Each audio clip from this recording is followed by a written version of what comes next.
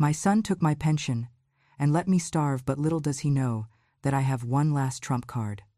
I remember the sound first, sharp and hollow, the way a cheap plastic bag slaps against a hard surface when someone throws it with more force than necessary.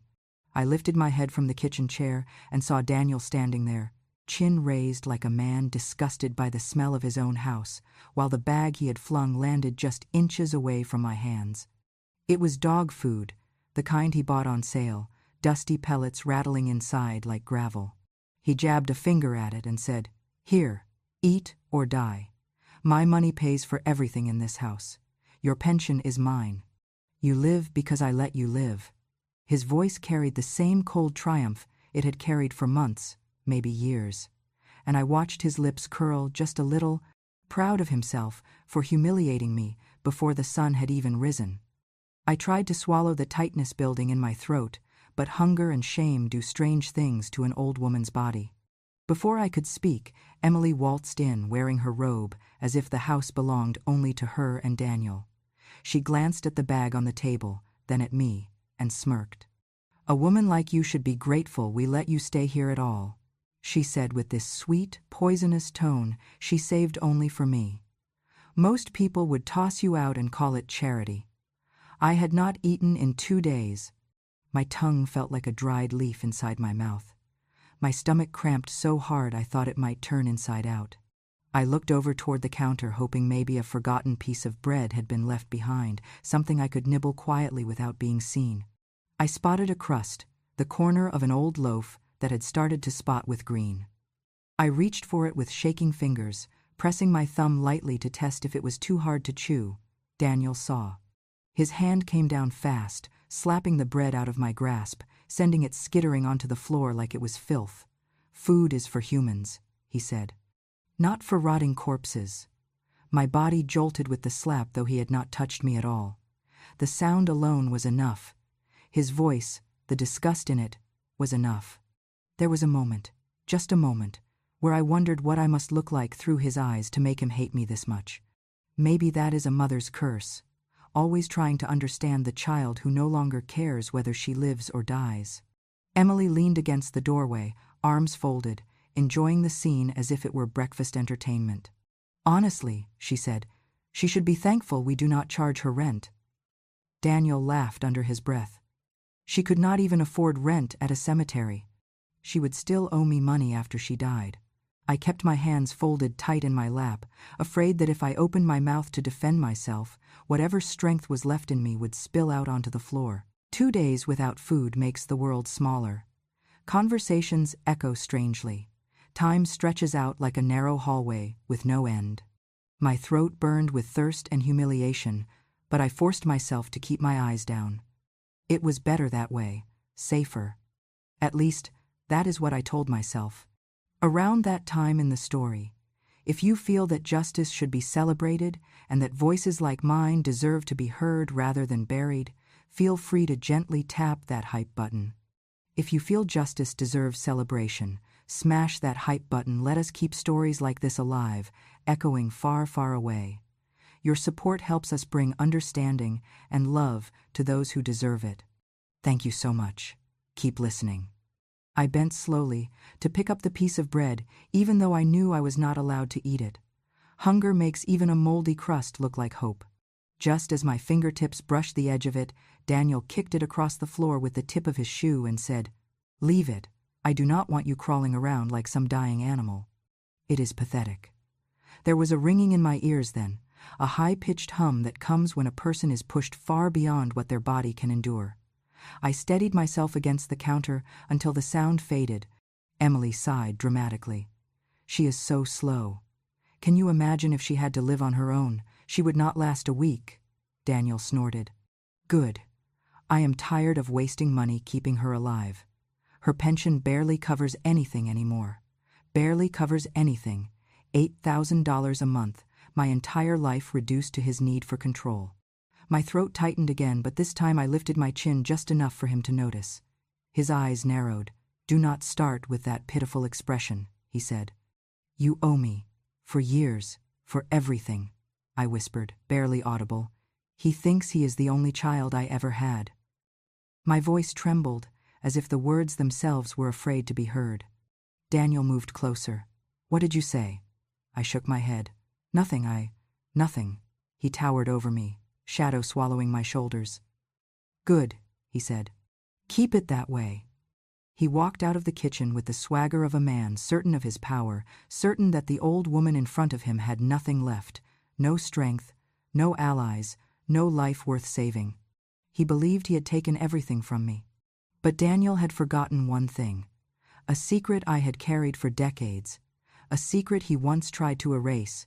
He did not know that my last trump card was already on her way home. When Daniel was 4 years old, his father walked out of our lives with a suitcase in one hand and a woman half my age in the passenger seat of his truck. I still remember the way Daniel pressed his forehead to the window, waiting for the truck to turn around, not understanding that men like his father only move in one direction. I knelt beside him and whispered that everything would be all right, even though at that moment I felt the world narrowing to a thin line I had to balance on without falling. In the months that followed, I worked every job the town would give me. Morning shifts cleaning offices before the executives arrived, afternoon shifts at the grocery store, stocking shelves, and sometimes night shifts at the diner wiping down counters until my fingers cracked. Daniel would sit at the small table in our kitchen coloring with broken crayons, and I would kiss his head before leaving, promising that when he woke up, I would still be there. I did not realize that for a child who had just lost one parent, the absence of the other for even a few hours felt like abandonment. I wanted to fill the house with warmth again, so when the foster program called looking for temporary homes for children waiting for placement, I said yes. It was rash, maybe naive, but I thought kindness would heal more than it hurt. A week later they brought me a little girl named Lily, small and bright-eyed, with a pink ribbon threaded through her hair and a laugh that chimed like a bell. She was so gentle that the house felt different just by her presence. Neighbors who once walked past us without a glance now stopped by to meet her. Women from church brought clothes and toys. People said things like, "She is precious, and you must be a wonderful mother to take her in." But Daniel watched all of this from a distance he could not explain. At first he followed her around silently, clutching the sleeve of my shirt every chance he got. Then small comments began to slip out. "You hold her more than me. You make her breakfast first. You smiled at her longer." Things children say when fear sits quietly in their hearts. I tried to reassure him. I spent evenings reading only to him, baking his favorite cookies, telling him that no child on earth could replace him.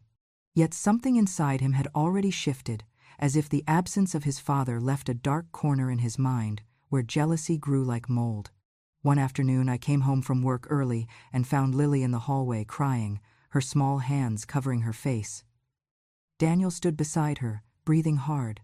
On the floor lay the body of our cat, limp and cold, its neck bent at an angle that made my stomach twist. I fell to my knees and scooped the little creature into my arms, but it was too late. When I looked up, Daniel's eyes were not shocked or scared. They were flat, empty. He said, "You loved that cat more than me." I could not speak for several seconds. Lily sobbed harder and reached toward me, and Daniel flinched as if the sight wounded him. That night I held both children and cried silently, but Daniel stiffened in my arms, refusing comfort. I knew something was wrong, but I did not know how deeply it would grow. In the weeks after, Daniel's behavior worsened. He hid Lily's toys. He slammed doors near her room. He clung to me so tightly that my arms bruised. I tried to explain to the foster coordinator that it might be too much for him, that maybe I had misjudged what our home could handle. They nodded with sympathy, but I saw the disappointment in their eyes when I returned Lily to their care. Kissing her goodbye felt like tearing a piece of my heart out, but I told myself I was doing the right thing for Daniel. I told myself he would feel safer with her gone. Yet the look he gave me when she left did not look like relief. It looked like triumph. Years later, I would understand that moment as the start of something darker. A child should never feel victorious for making another child disappear. When Daniel was 10 years old, his curiosity sharpened into a hunger I still cannot fully describe. I had kept a small box of documents tucked into the back of my closet, relics of a time before my life fell apart.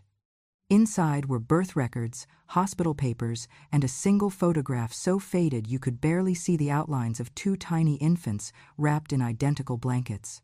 My daughters, the twins I carried, one lived, one did not. That was the story I told myself because it was easier than the truth. But 10-year-olds have sharp ears and sharper instincts, and Daniel must have heard a conversation I never meant him to hear. I remembered standing on the porch talking to an old friend from the hospital, her voice low as she said, "It still breaks my heart about the other baby." I thought Daniel was asleep.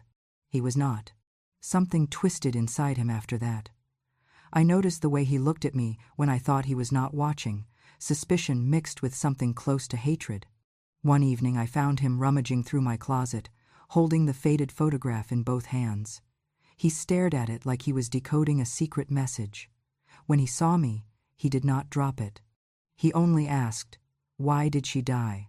Why did you keep me instead?" His voice trembled, but there was no grief in it, only accusation. I tried to explain, but he marched past me as if I were a stranger. Over the next few weeks he grew quiet, withdrawn, but not sad, calculating. I noticed him listening at doors, watching me as I sorted old papers, studying my expressions as though he were trying to uncover a truth he had already invented in his mind. I caught him once whispering to himself, "She wanted the other one, not me." I should have taken him to therapy. I should have fought harder to show him that love does not shrink when shared. But I was tired, alone, working myself half to death. A mother who believed love alone could undo the harm life had carved into her child. I did not know that the seeds of resentment planted in that decade would grow into the cruelty I faced in my old age. I did not know that a moment of misunderstanding would shape the entire trajectory of his life, twisting what little innocence he had into something cold and vindictive. I only knew that somewhere inside him, a voice had told him I had chosen the wrong child. And he believed it. He believed it so completely that it became the only truth he let himself live by. I never imagined that the final decade of my life would feel like a long hallway, with every door locked from the outside, but Daniel made sure of it. After he took control of my pension, he behaved as if signing his name on my bank forms had turned me into property, something he could manage, command, and dispose of. $8,000 a month flowed into an account I no longer had access to, and he checked it every morning like a farmer checking the forecast, calculating how much he could squeeze out before I became too inconvenient to keep alive. He created a chore list on a clipboard and taped it to the refrigerator door, the same refrigerator he kept locked at night. The list had neat columns titled Daily, Weekly, and As Needed. He wrote my name at the top in thick marker. Under Daily, he listed sweeping, mopping, washing dishes, scrubbing the bathrooms, cleaning the litter box for the cat they actually cared about, and ironing their clothes. Under Weekly, he wrote windows, dusting, yard work, and cleaning out the garage. Under As Needed, he wrote anything Emily wants. The marker strokes dug so deep into the paper that the words looked carved rather than written. He handed me the clipboard as if it were a contract and said, "If you live here, you work. I do not care if you are tired. Work is what keeps you useful."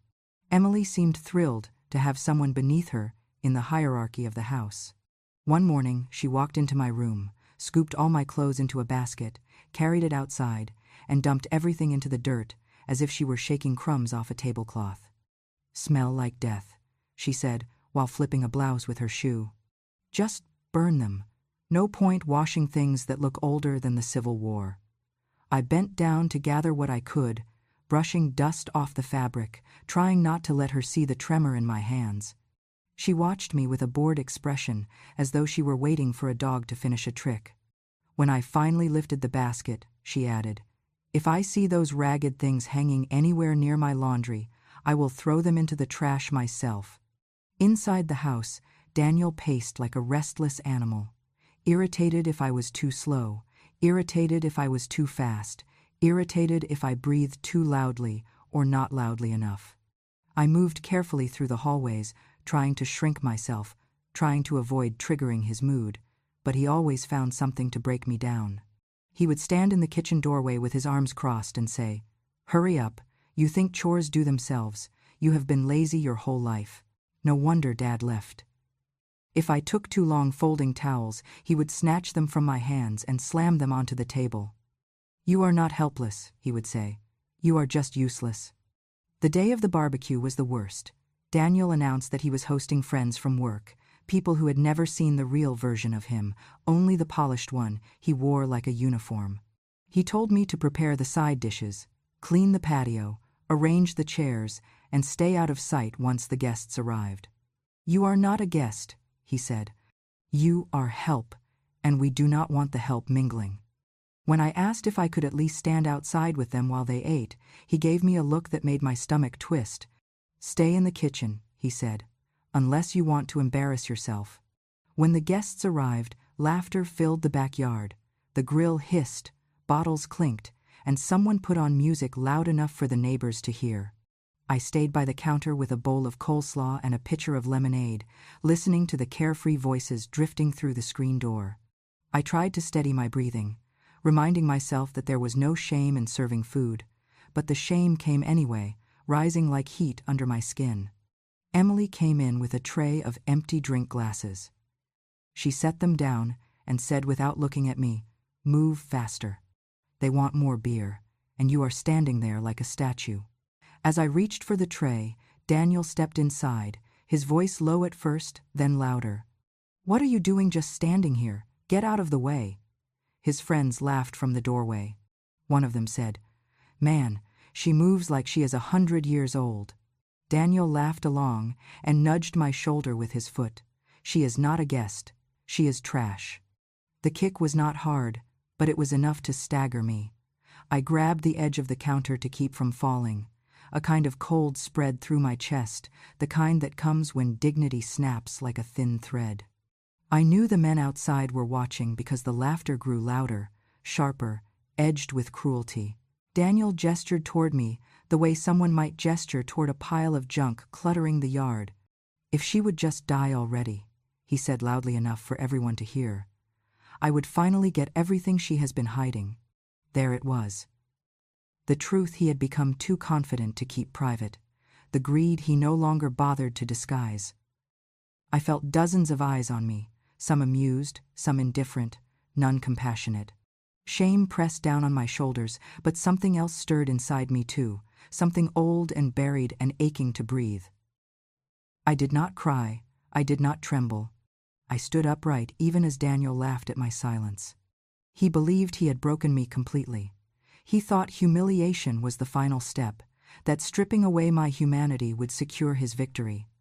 But cruelty has a way of revealing its own weakness.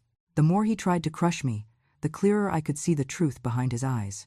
He was not strong. He was terrified. Terrified that one day the thing he had buried would rise again. Terrified that karma had a longer memory than he did. Terrified that the child he tried to erase might return.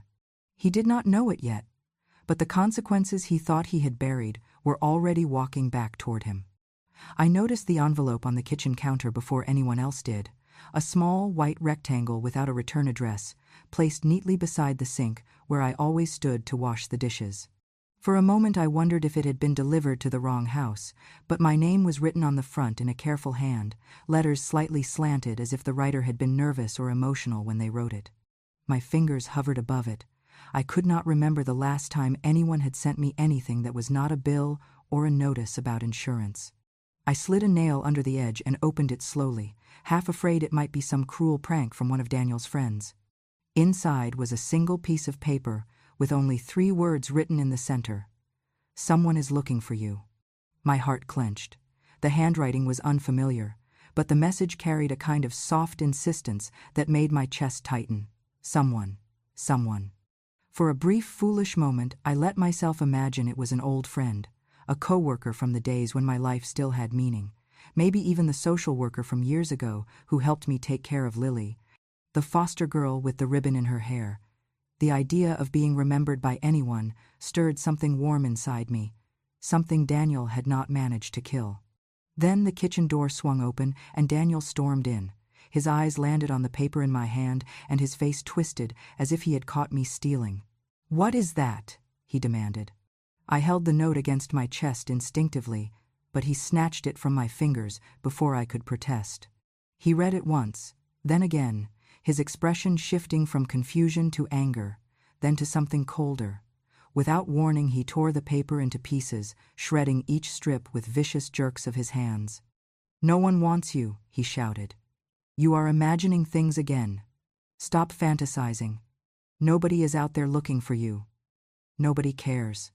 I felt the old, familiar sting behind my eyes, but I forced it back. I had cried too much in front of him already. Emily entered just in time to see Daniel toss the torn scraps into the trash. She leaned close to me and whispered, "Maybe it was the morgue checking if you are still alive." She offered a small laugh, the kind a person gives after saying something meant to sting, and walked out of the room without waiting for a reaction. For the rest of the afternoon, Daniel was restless, pacing the house, muttering under his breath about strangers sticking their noses into his business. He even went through my drawers, rifling through my old notebooks and family documents, as if the letter might have been part of a larger conspiracy. Watching him dig through my things with such paranoia chilled me. It made me wonder what exactly he was afraid someone might find. When night fell and the house quieted, I sat alone at the kitchen table thinking about the letter. The words repeated in my mind like a whisper that would not settle. "Someone is looking for you." I tried to imagine who that person could be. A distant cousin, a forgotten acquaintance, a mistake in the delivery system. Or maybe someone connected to a past I had long buried beneath the rubble of survival. Around midnight, I heard the metallic click of the refrigerator lock sliding into place, Daniel's nightly routine to ensure I had nothing to eat. It was a ritual by now, his way of reminding me who controlled every breath I took. I lay in the dark listening to his footsteps fade down the hallway before silence settled over the house like a heavy blanket. My stomach cramped sharply, but I had learned how to breathe through the pain, how to clench my jaw and wait until exhaustion overcame hunger. Later, the room tilted when I sat up too fast. The walls blurred into each other as if they had begun melting, and a cold sweat broke across my skin. I stood, hoping water might help, but my legs buckled before I made it 2 steps. As I fell, I reached out instinctively for the counter, but my fingers slipped and the floor rushed toward me. My cheek hit the tile. I tasted iron at the corner of my mouth. Everything around me shuddered like a warped picture. I could hear my own heartbeat loud and distant, like a drum underwater. I tried to push myself up, but my arms trembled uselessly. Somewhere in the fog of my mind came a single thought, fragile and fading. Someone is looking for me. The idea that maybe somewhere in the world a person still remembered me held me suspended between fear and hope. But my vision dimmed, shrinking to a narrow tunnel. My breath rattled, the cold of the floor seeped through my skin until I could not tell where my body ended and the tiles began. The last thing I felt before losing consciousness completely was a strange, almost peaceful certainty rising through the panic. Daniel might believe I was alone. He might think he had erased every piece of my past. But the letter told another story. Someone was indeed looking for me. Someone who had not forgotten. Someone who had finally found the trail back to me. I did not know that this someone carried the truth he had tried to bury, and that soon everything he built on lies would crumble beneath him. But I did wake again, just not in that kitchen. I woke in a world where the truth finally had a voice. The courthouse smelled of old wood and colder justice, the kind that waits patiently for the moment truth walks through its doors. I sat beside Rose at the plaintiff's table, my palms resting quietly on my skirt, fingers trembling only when I thought about the years I had spent believing my suffering was private, invisible, insignificant. Yet here I was, a frail old woman brought into a room filled with strangers, and for the first time in decades, the truth had weight. The judge entered with a stern face carved by years of exhaustion. His gavel struck once. "We begin the case of State versus Daniel Walker." My son stood across the room, wrists bound, shoulders hunched forward. He looked smaller than I remembered, though not because his body had shrunk. It was because the lies that once made him appear tall had finally been stripped away. Rose rose from her chair, steady and composed, and approached the front with the confidence of a woman who had walked through fire before arriving here. In her hands, she carried the thin black folder she had brought into my house the day she found me. She introduced herself not as a lawyer, but as a daughter. "Your Honor," she said, "this case is not only about financial exploitation, it is about a lifetime of deception and the deliberate destruction of a family." The judge nodded. "Proceed." She clicked a small remote, and the first image appeared on the courtroom screen, the old video, grainy but unmistakably real. 10-year-old Daniel stared into the camera with the cold focus of a child rehearsing cruelty. His voice echoed across the silent courtroom. "She should not be here. I am going to sell her. Then Mom will only love me." A murmur rippled through the gallery. The judge leaned forward, hands tightening around the bench. Rose paused the video just as young Daniel looked straight into the camera with that terrifying certainty. "Your Honor," Rose said, "this recording was found inside the adoption file, but it was not recorded by the broker. It was recorded by Daniel himself." A ripple moved across the courtroom. "He was only 10, she continued, "but he already had a fascination with twisted little videos. This clip came from the phone our mother had gifted him on his 9th birthday. The broker kept the recording only because she feared Daniel might one day blame everything on her." She clicked the remote. On the screen, 10-year-old Daniel held the phone too close to his face, the frame shaky. His eyes were hard, cold. And then he spoke. "She shouldn't be here. I'm going to sell her. Then Mom will only love me." Then she played the second recording. Daniel's voice as an adult spilled into the air, hateful, confident, damning. "I used her pension. Every cent. She is worthless. That old witch owes me." The courtroom stiffened. A woman in the back gasped. One of the jurors swallowed hard. Rose continued without raising her voice. "These words were spoken in his home, voluntarily, to my face. He did not know I was recording. He did not care who heard. This is who he is. This is who he has always been." Then the next slide. Photographs of the bruises on my arms and legs. Some yellowing, some darkening. Each one a quiet record of months of neglect. Another image appeared. My refrigerator at home, locked with a heavy clasp Daniel had drilled into the doors. The judge's expression hardened. Next came the medical reports. "Malnutrition," Rose read aloud. "Dehydration. Signs of repeated fainting. Elevated cortisol levels consistent with extreme psychological stress." She placed each document on the evidence table one by one, as though laying bricks to rebuild the life he tried to tear down. Neighbors were called to testify. A woman from 2 houses down recounted hearing Daniel yell, "Eat from the trash if you want food." A man from across the street described how Dan told guests at his barbecue that he wished his mother would hurry up and die. By the time Rose finished presenting the evidence, the courtroom felt heavy, thick with the weight of everything Daniel had done. When the defense tried to argue mental instability, the judge shut them down. "This is not confusion," he said. "This is cruelty." The final witness entered. The elderly neighbor woman who once encouraged 10-year-old Daniel to solve his jealousy. She walked in, wearing handcuffs. She testified that she had indeed told him, "If your sister is gone, you will be the only heir. Your mother will never abandon you." She admitted she earned money from each illegal adoption she facilitated. The courtroom went silent as she confessed. Rose rested her hand on my shoulder while I listened, recognizing the voice that had poisoned my son long before I knew the danger. When closing arguments ended, the judge spoke directly to Daniel. "Your actions show an astonishing degree of calculation and cruelty. You exploited your mother financially, emotionally, and physically. And decades before that, you participated in the sale of your infant sister." He lifted the gavel slightly. "I sentence you to the maximum penalties permitted by law." Daniel flinched as the judge read each charge. Child trafficking, retroactively recognized under current statutes. Elder abuse, felony. Financial exploitation. Unlawful imprisonment. Asset, seizure, and forfeiture. and a permanent no-contact order. You are forbidden from contacting your mother for the rest of her life. Daniel fell to his knees. He crawled across the floor as far as the bailiff allowed and pressed his hands together, eyes wide with panic. "Mom," he cried. "Mom, please. Tell them I am your son."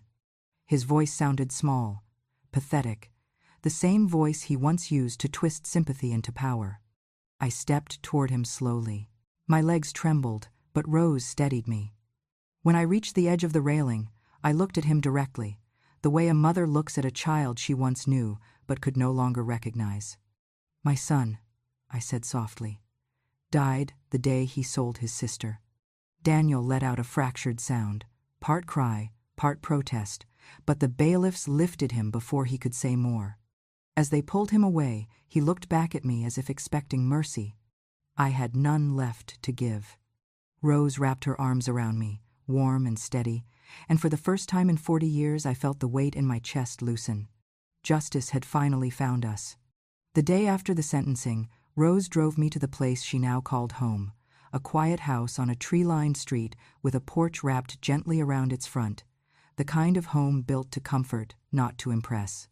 For the first time in a long while, I stepped out of a car without feeling my stomach tighten in fear of what waited on the other side of a door. The air smelled of pine and freshly baked bread, and the light through the windows felt soft, rather than interrogating. Rose unlocked the door, easing it open with one hand, while the other remained lightly on my back, as if to steady both my body and my heart. Inside, the house was warm. The living room held shelves of books, small vases of flowers, and a framed diploma that bore Rose's name. Everything felt settled, lived in, peaceful. A place where laughter had room to breathe, where pain did not sit in the corners like an unwelcome guest.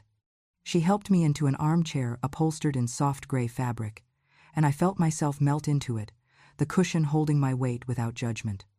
A strange sensation swelled in my chest, something so unfamiliar it almost frightened me until I recognized it for what it was: safety. "Let me show you something," Rose said. She walked to a drawer near the fireplace and pulled out a small wooden box. Its hinges creaked faintly when she opened it. Inside, wrapped in a square of linen, was a tiny silver bracelet, dulled by time but still intact.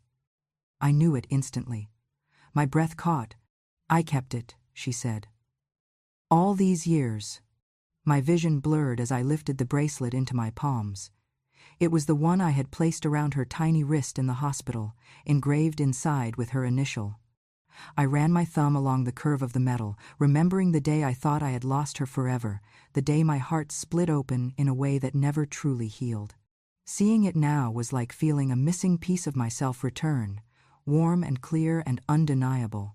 Rose knelt beside me, her hands gentle around mine. "You gave this to me before I could even understand what love meant," she whispered. "But I felt it. I kept it because I knew it was the one thing that tied me back to you." I leaned down and pressed my forehead to hers. The years between us fell away like brittle leaves, leaving something tender behind, something sacred. "You have come home," I murmured. "You have come home to me at last." That evening, she prepared a small dinner, simple but filled with care. Soup simmered slowly on the stove, warm bread, slices of fruit arranged neatly on a plate. I ate at the table she had set for us, not as a burden or an embarrassment, but as a mother who belonged somewhere again. As we ate, she told me about her childhood, her education, her path to finding the truth. She did not linger on the pain, though I sensed how much she must have carried. Instead, she spoke about the courage she gained from searching, the justice she wanted not just for herself but for me. Later that night, when the dishes were washed and the house had grown quiet, I asked if she had a candle. She brought one from the shelf, along with a framed photograph she had printed from the old documents she uncovered. It showed 2 infants in a hospital blanket, side by side, the memory I had been forced to mourn in silence for decades. We placed the photograph on the mantel. I lit the candle, my hand steady for the first time in what felt like years, and let the flame glow around their faces. "For the child they stole," I whispered, "and for the woman she became." Rose slipped her hand into mine. "I am here," she said. and I will not let you hurt any more." It was then that a strange peace settled over me, a peace so deep it made me close my eyes just to breathe it in. It felt as though the weight of 40 years finally loosened, leaving me lighter, softer, whole. In the days that followed, word reached us of what happened after the trial. The neighbor woman who once whispered poison into my son's ear had been taken into federal custody. Investigators found dozens of falsified documents in her possession, each one a trail of broken families she had profited from. She would not see daylight outside a prison wall again. Emily, as expected, abandoned Daniel immediately. She filed for annulment and emptied the house of anything she claimed as hers. Reports said she told the court she never truly knew the man, but the look in her eyes in the courtroom told a different story. She had known enough. She had stayed anyway. Daniel himself sat in a federal penitentiary, awaiting transfer to a long-term facility after additional charges were pressed by his former co-conspirators. Whenever I thought of him, I felt only a distant ache, the kind that remains when you stand in the ashes of something that once carried meaning.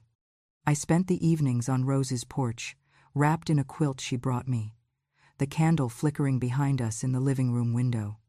She would sit beside me, sometimes talking, sometimes quiet, sometimes letting the silence cradle us like an old song. One night, after the sun dipped low and the cicadas began their small orchestra, I found the words I had been holding inside me. I reached for Rose's hand and spoke softly, careful with the truth but certain of it. "I thought I had only one child left," I said. "But it turns out God brought me back the better one."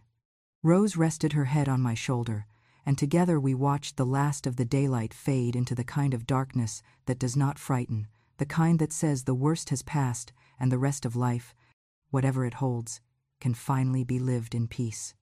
I want to thank you, sweetheart, for sitting with me through this long road of truth, pain, and finally, peace.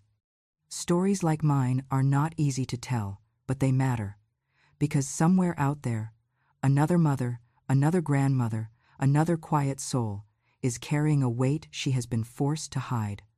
And if my voice can reach her, if it can help her feel a little less alone, then every painful memory I shared was worth it. Justice does not always come when we expect it. Sometimes it takes years, sometimes it takes a lifetime, but it comes when the truth finally finds its way home. If you felt something in this story, anger, sadness, hope, relief, then I ask you gently, from one heart to another, do not let this be the last time we meet.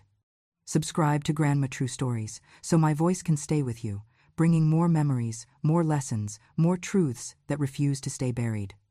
Your support keeps these stories alive, and it helps this old woman continue speaking for all those who have been silenced. Thank you, truly, for listening. Until next time, dear. This is Grandma, signing off.